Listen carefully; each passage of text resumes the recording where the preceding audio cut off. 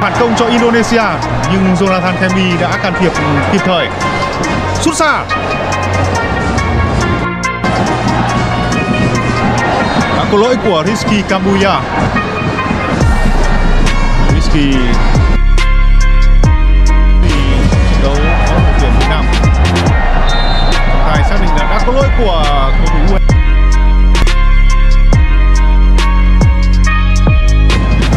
Nguy hiểm.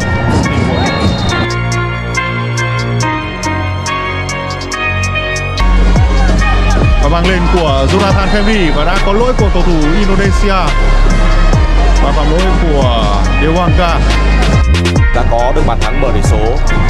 Từ lúc này Francis Gustafsson đã có 3 bàn thắng cùng thành tích ghi bàn với Mika Suleiman và Egy Maulana của Indonesia.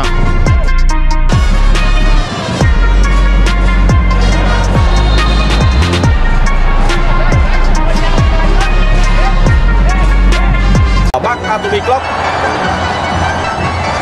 Trận đấu đang trở nên rất nóng. Một chiếc thẻ đỏ trực tiếp vừa được trọng tài rút ra dành cho cầu thủ. Rất có thể là sẽ còn có được thêm một phút bù giờ nữa. Lỗi đạp bóng vừa rồi của Park Atomic Club. Trận đấu đang trở nên rất nóng. Một chiếc thẻ đỏ trực tiếp vừa được trọng tài rút ra dành cho cầu thủ vào tay người của Indonesia, đó là Viết Ra.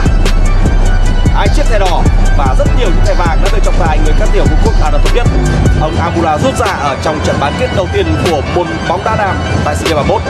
Những con số đó thôi cũng đang cho chúng ta thấy là tính chất căng thẳng, sự hấp dẫn và kịch tính của cặp đấu này là như thế nào.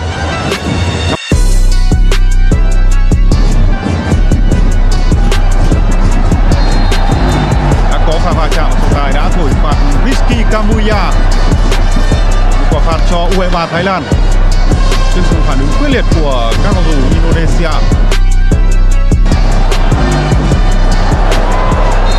Và chạm mạnh đã xảy ra. Như vậy là chiếc thẻ vàng đã được dành cho tình huống phạm lỗi vừa rồi của Sadin.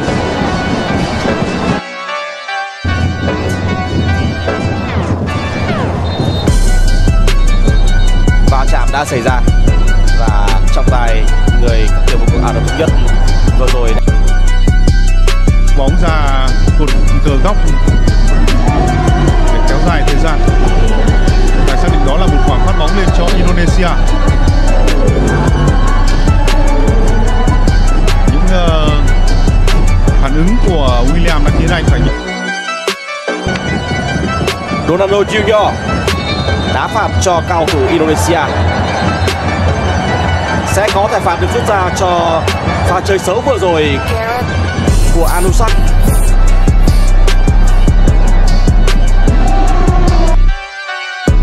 Vòng bảng hiệu nằm chung bảng đấu với U23 Việt Nam và Indonesia. Trong nguyên nhân khiến Thái Lan phải sớm dừng bước và thất bại 0-2 trước Indonesia.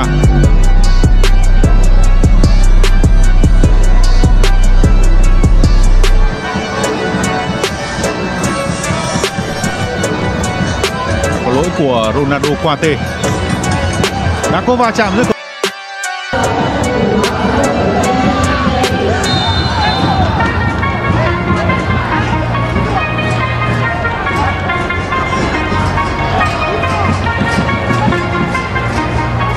Egy Maulana đang là cầu thủ thi đấu hay nhất trong sân trong hiệp 1 và anh tiếp tục bị phạm lỗi.